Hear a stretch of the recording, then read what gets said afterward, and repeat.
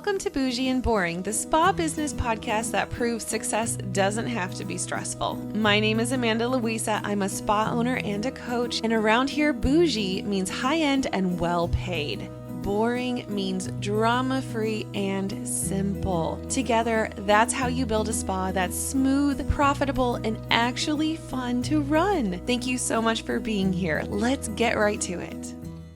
Hello, welcome back to Bougie and Boring, a spa business podcast. Happy Thursday, my friends. Today, I'm going to be talking about something that came up in a big way on one of my discovery calls that I had with someone who is now actually a coaching client of mine, but she's been thinking of hiring for a while now, and she was kind of burned in the past from a past hire, and so she's just a solo right now, and so she currently was asking really good questions about how to do this the right way again, because she's feeling that push or that call to hire again. And maybe you've been feeling this way too. You've been thinking about hiring your first team member for months or even years, and you know you need help, but something keeps stopping you. Whatever it is, maybe you were burned in the past like the gal I just mentioned. Maybe you're afraid because you literally don't know what to do or where to start. So today we're going to be talking about the real things that you either need to do or the obstacles that you may face when you're transitioning from a solo provider to a multi-practitioner spa.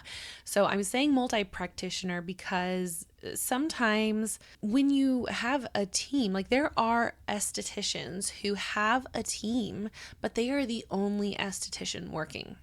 And so today I want to talk to you about if you are not the only esthetician working in the treatment room, right? And how to navigate all of these feelings without losing your mind or your business, right? Both very important things. So the main thing I really want to talk to you about is a couple things. I have notes here written down, and I think that the biggest thing that I actually just recently realized was a big thing, and I didn't realize it until I came out of it, is an identity change or an identity shift, right? So it's a really big obstacle that you might not realize is even an issue or even there until, like me, you're on the other side of it. So, when you're hiring another esthetician, yes, finances play a huge part in this, a really, really big role. But I would argue that the more difficult transition or even the more challenging part of all that is an identity shift, right? It's emotional. There is a big emotional load that comes with hiring in general, because you've built this business as you. Maybe your name is on the door and it's your hands that have built this business, your reputation, right? And now you have to become this leader who builds a team that builds the business, right? So it's not you building the business, you're building the team that builds the business. So this feels really scary because suddenly you're responsible for somebody else's livelihood, not just your own, right? And for me, I wrestled with thoughts like, what if they're not as good as me? What if clients prefer them over me? Or what if I can't afford to pay them, which is a very, very normal and real worry to have. And every spa owner goes through this that hires, whether it's an esthetician or not. So that's the first big thing that is really important to address, okay? And then the next thing that I think is a big roadblock for people is what nobody tells you about when you're hiring your first esthetician is that initially it creates more work for you, not less. You'll spend a lot of time interviewing and training and managing and probably redoing some things that didn't get done right the first time because you didn't know. You didn't know that you had to be so detailed in a certain way, or you just didn't know. Like, for example, when I first hired, I had to teach the girls that I hired how to use a washing machine and a dryer because we have one on site. That's something that I thought everybody just knew how to do and knew how to use a washer and dryer, but that is in fact not true.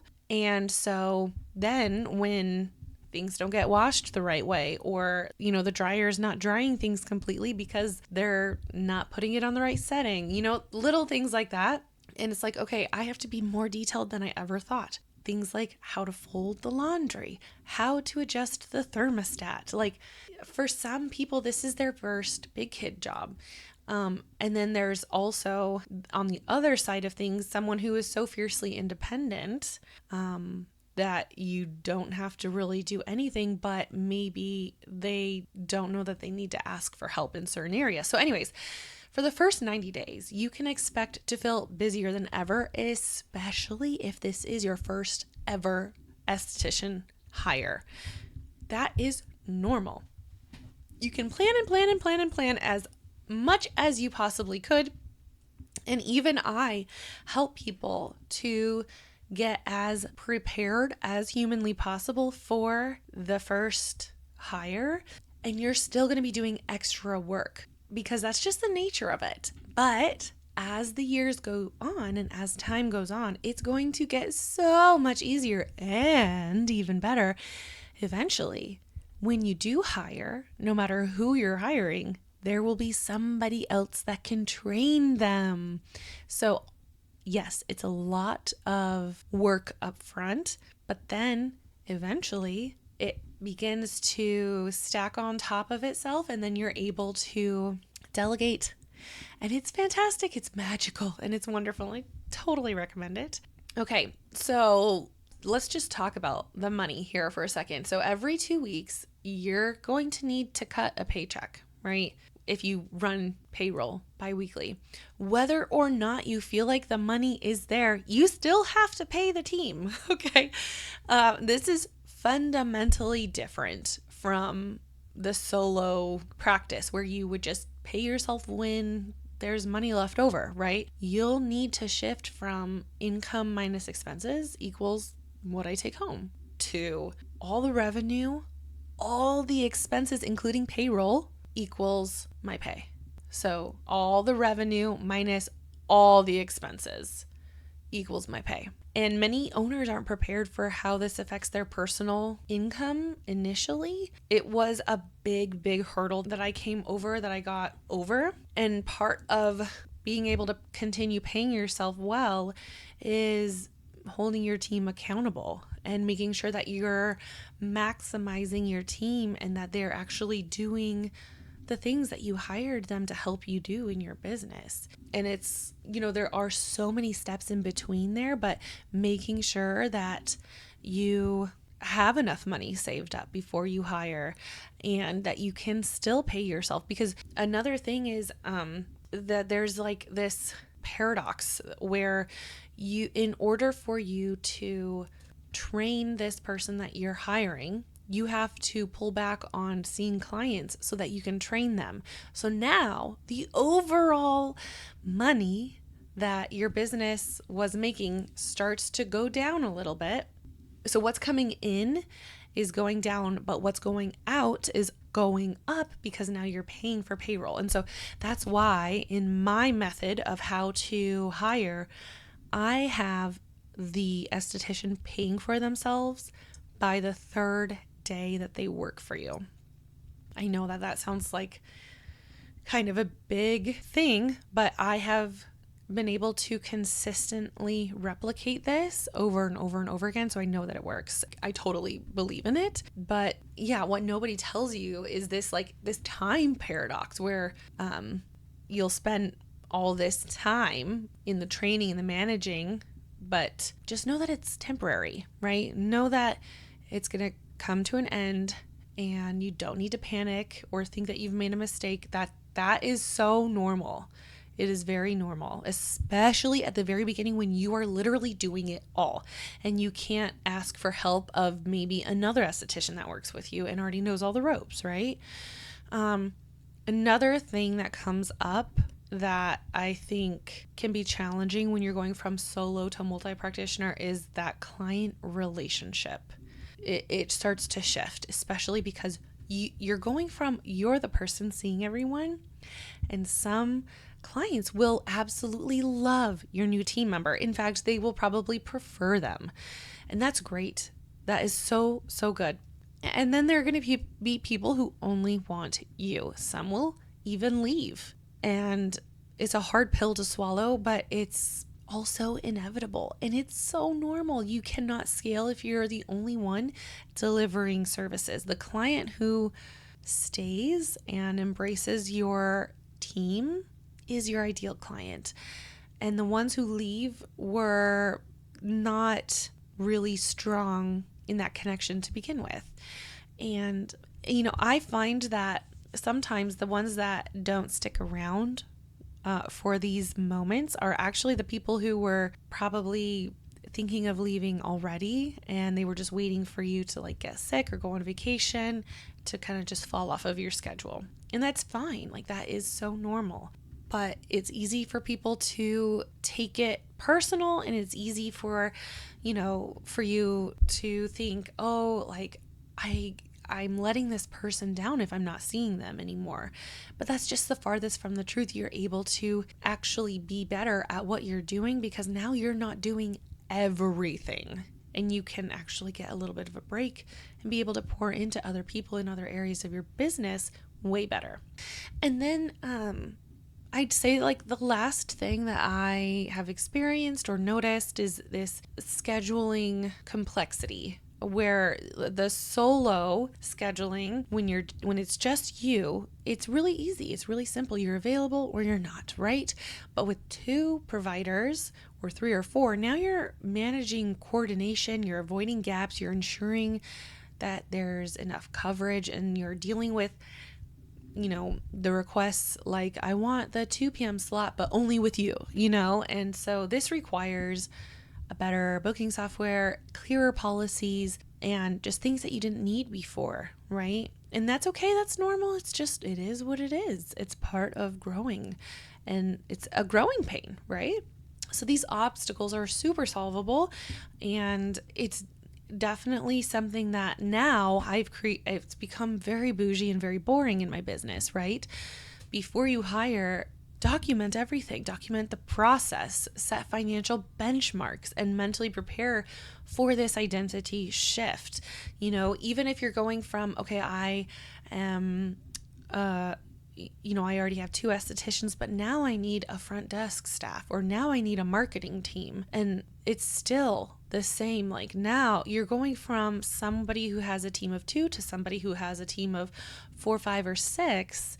And that requires a different kind of identity. That requires you to show up differently because now people have a department, and you have to basically step into this other role. So if you're feeling resistance, or if you feel like something doesn't feel right, that might be part of it. It could be something else, but for me, that was like a really big part of it. During your onboarding, commit to those 90 days of training and support for that person. You really want to make sure that you're giving them the time that they need and deserve when you hire. And after they're established, gradually release any type of control you feel like you might have, especially, going from solo to multi-practitioner is one of the biggest, most difficult transitions, because you're trying to maintain a quality of your standards, and like you're trying to figure out like what works for me as the owner, what works for the clients, what works for the person or people that I hired to take over for me. These growing pains are normal, and they're kind of a good thing, right? They're allowing you to make a decision on how you want to run your business. It's not a sign that you made a mistake. A growing pain is feedback. It's data. And that is such a gift. It's so good to have that kind of feedback. And so the growing pains are not a sign that you've made a mistake. There's signs that you're evolving. And every successful spa, especially a multi-practitioner spa, went through this exact same transition. The question isn't whether you're going to face these obstacles, it's whether you're going to push through them with the right mindset and with the right benchmarks and systems in place.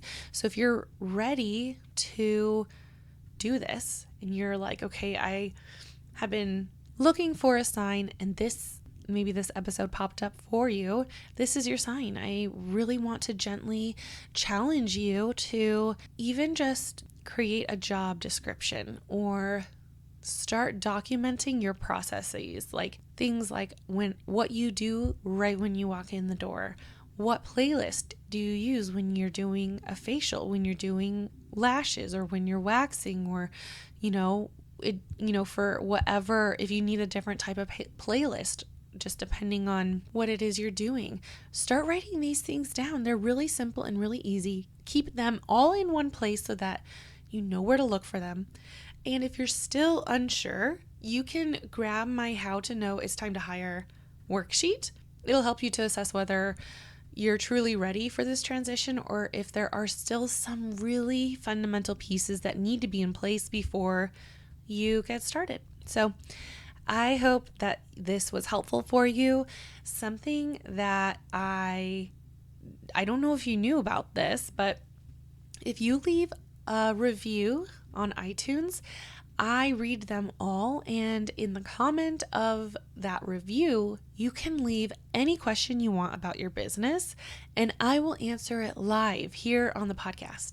So if you're wanting some free coaching, if you're needing help or guidance in some area, leave a question in the comment of your iTunes review, and I would be so happy to answer that for you here. But either way, take care. I hope that you are having a wonderful day, and I will see you in the next episode. Bye. Thank you so much for spending time with me today. If this episode gave you something to think about, please take a minute to leave a review and share with a spa owner friend. If you're ready for more support like this, I have left the link to my free 30-minute discovery call in the show notes below. I would love to learn more about you and your spa and what it is you are trying to accomplish right now in this season of life. Until next week, peace and love, my friend. I'll talk to you later.